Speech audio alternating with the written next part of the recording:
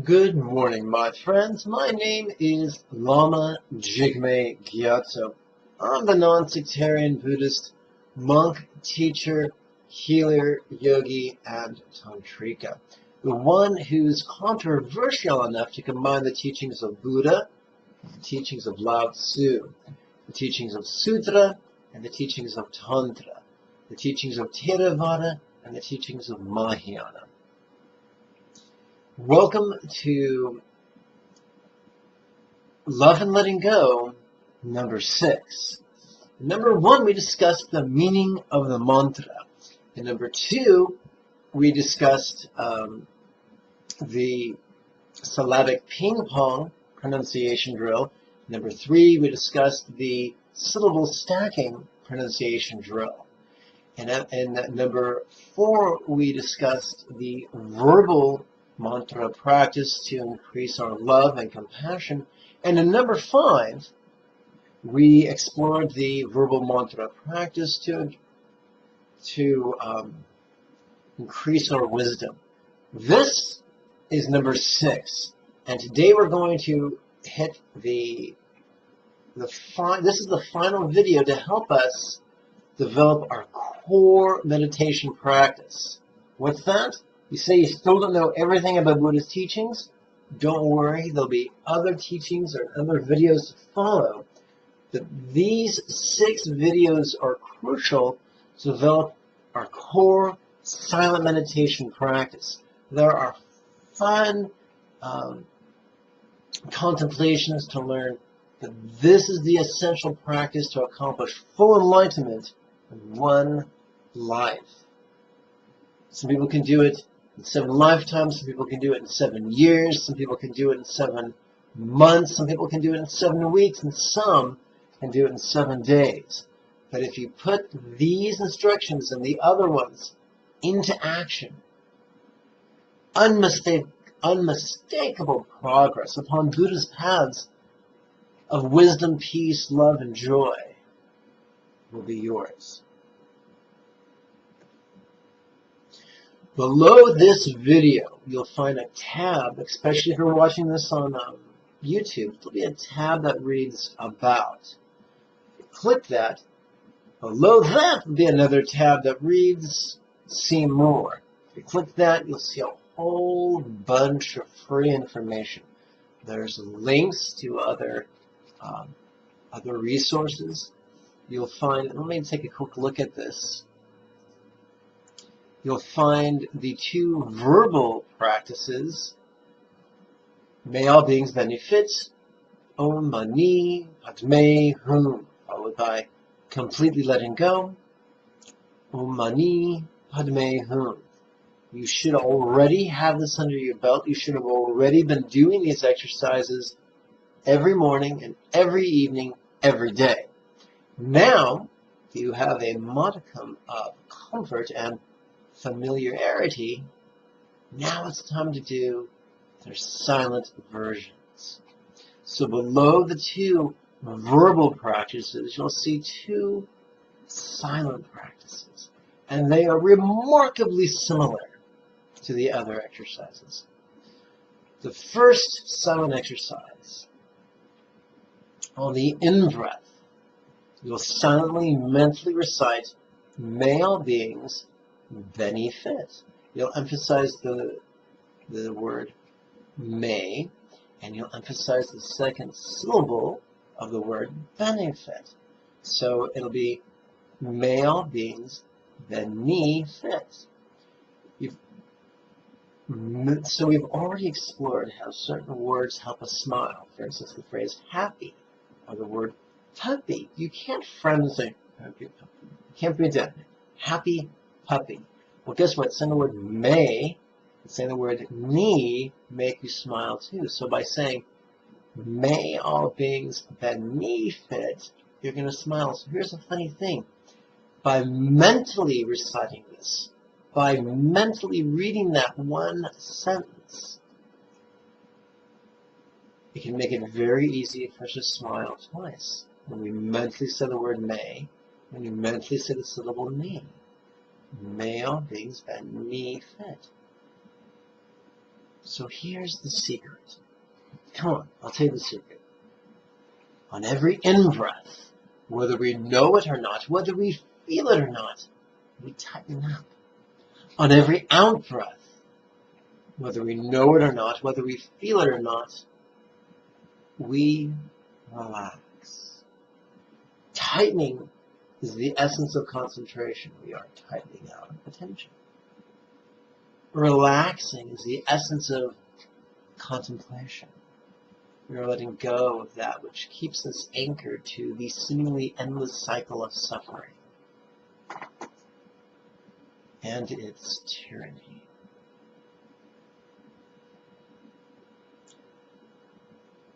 On the in-breath, we want to have a smile. Not a scary clown smile. A subtle Mona Lisa smile. The kind of smile you can generate by mentally reciting, "May all beings beneath it." On the out-breath, we relax everything, including the face, including the smile. There is a very prominent Mahayana teacher whose name I'm not going to drop. He too uses contemplative notation in a style similar to mine, bless his heart. He has people smiling on the out-breath. It doesn't quite work right. This information is free. It's not copyrighted. Please use this stuff. Smile on the in-breath. Relax on the out-breath. Don't let anything inhibit the relaxation process on the out-breath. Buddha felt relaxation was so important. He covered it once in the Anapanasati Sutta, twice in the Satipatthana Sutta, and a third time in the Mahasatipatthana Sutta. Arguably his key silent meditation texts, or his key breathing meditation texts. All the students of Vipassana pore over these texts for 26 centuries. Buddha's insistence that we tranquilize, that we relax, that we let go, is integral to his path.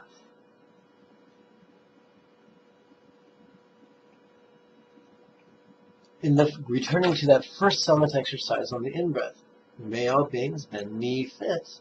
Out-breath, we silently, mentally recite Om Mani Padme Hum.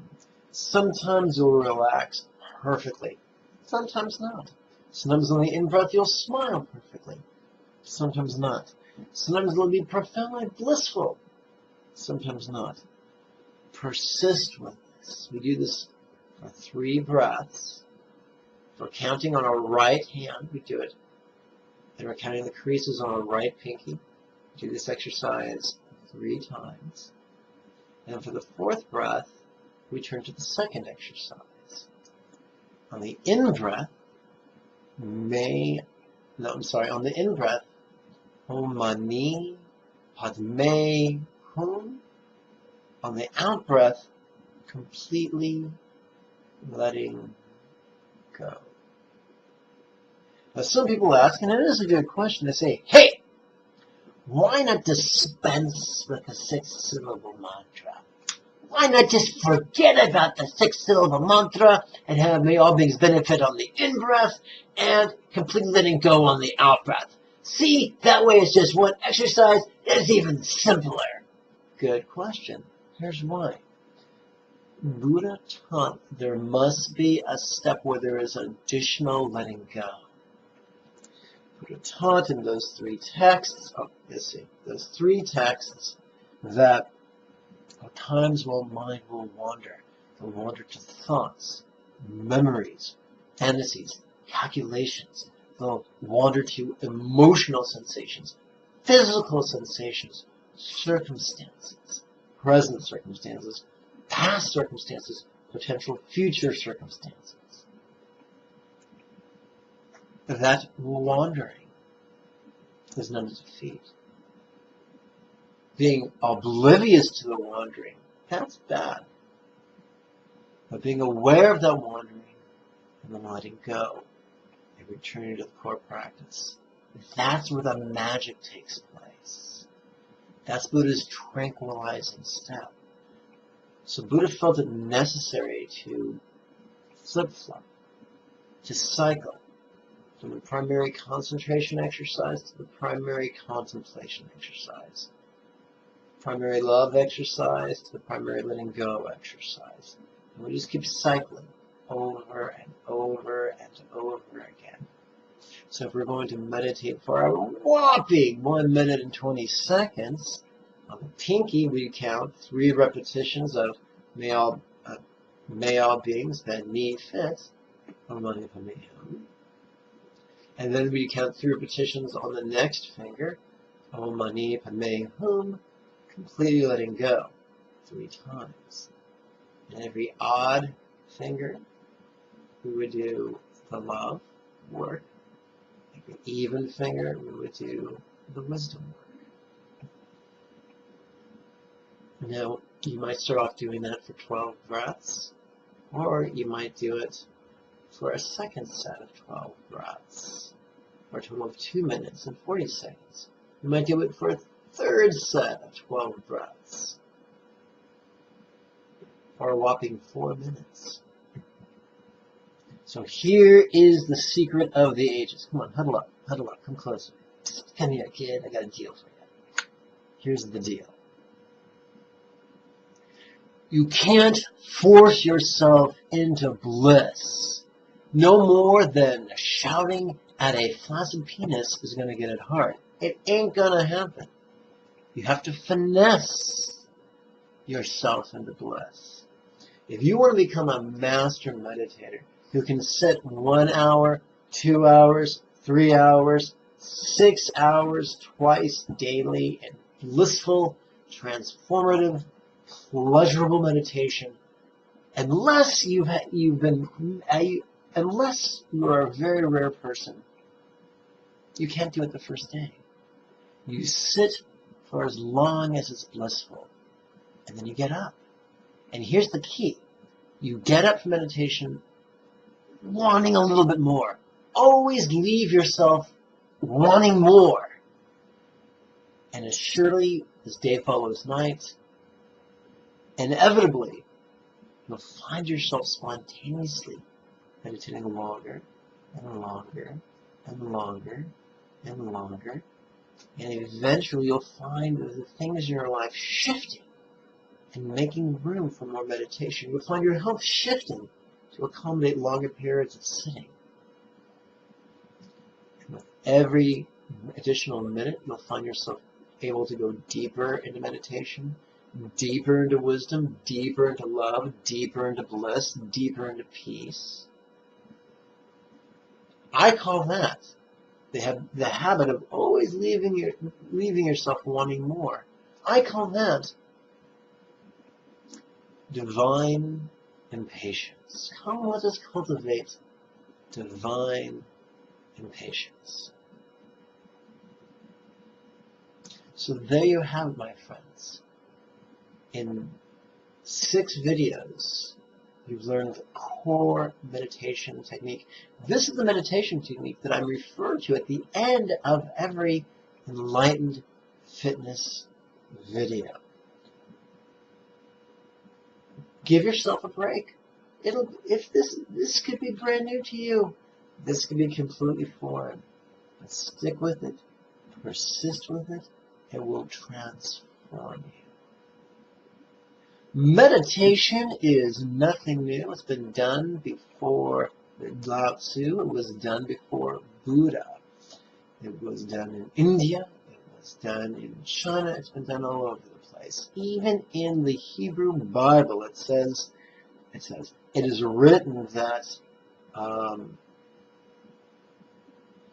let's see, who was the second patriarch of Judaism?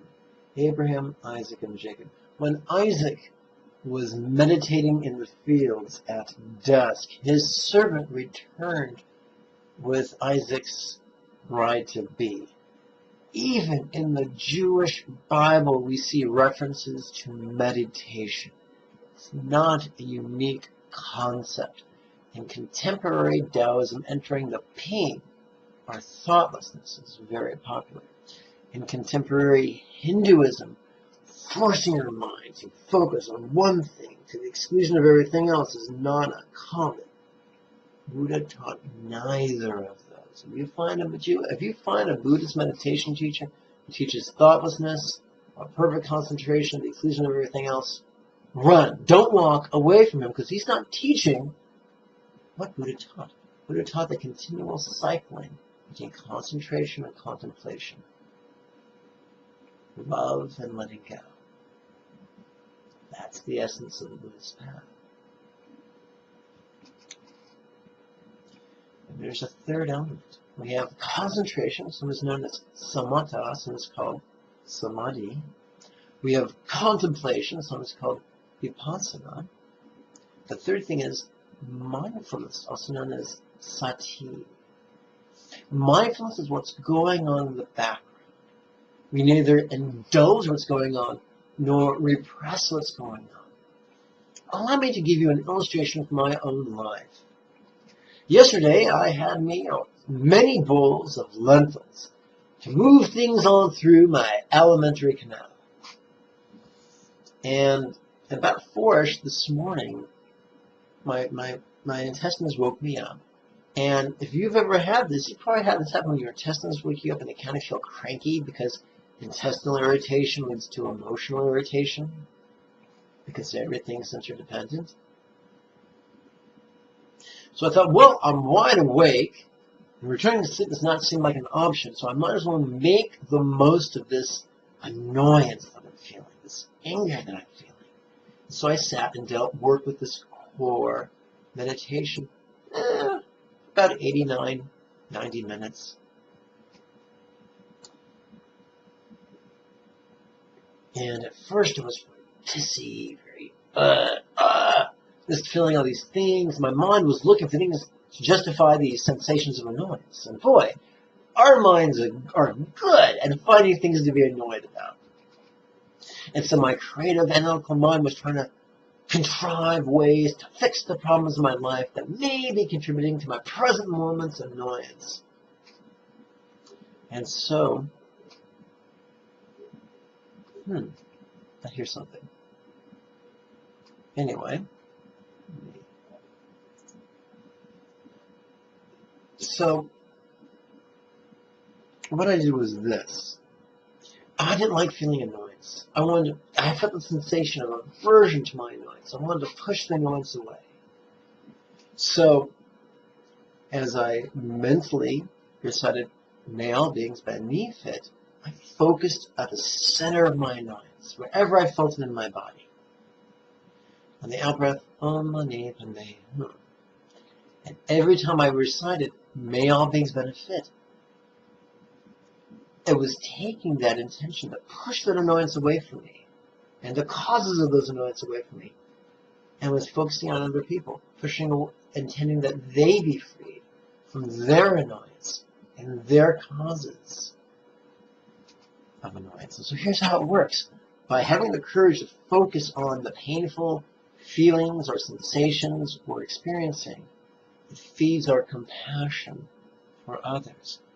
If we're experiencing pleasure in the moment, and we persist with this meditation, it translates into universal love, the love that wishes everyone experience the same pleasure. If we are longing for a pleasure, and we focus on that longing, with this exercise, it transforms into love that longs for everyone to experience that same pleasure, real or imagined. So by sticking with whatever our present moment experience is, whether it's pleasurable, whether it's painful, whether it's glorious, or whether it's grotesque, we will progress on the path. Our compassion or love will grow. How cool is that? And on every even finger, we cycle through Om Mani Padme Hum, completely letting go. We explore the letting go of the issue, or the emotion, or the body that experiences that emotion, or the letting go of the mind that experiences that emotion. And so, Shakespeare said, or wrote, the mind can make a hell of a heaven or a heaven of a hell. So if our present moment experience is hellacious, we bring that experience into the path. If our present moment experience is heavenly, we bring that into the path. So that awareness of a present moment experience is mindfulness, is sati.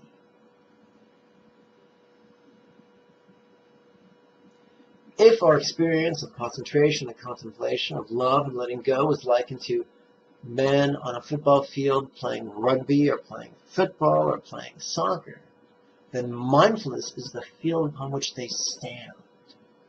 How fun is that?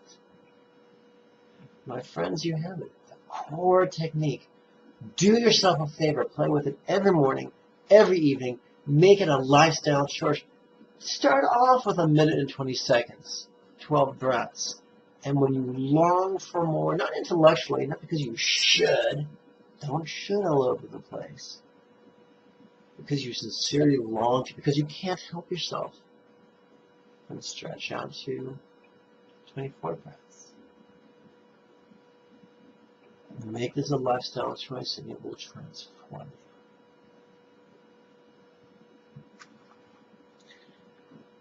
I would be remiss if I did not remind you that the Tuesday evening series of weekly meditation classes begins next week on January 14th. If you live in the greater Los Angeles area, come attend in person. If you don't, attend over Skype during the live simulcast. Either way, there's only so much room in the venue. There's only so much room on the Skype auditorium.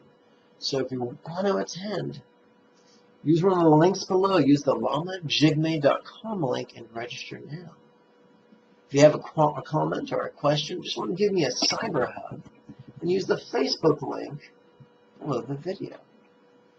May you and yours be healthy and happy. Om Mani Padme Hum. Bye-bye.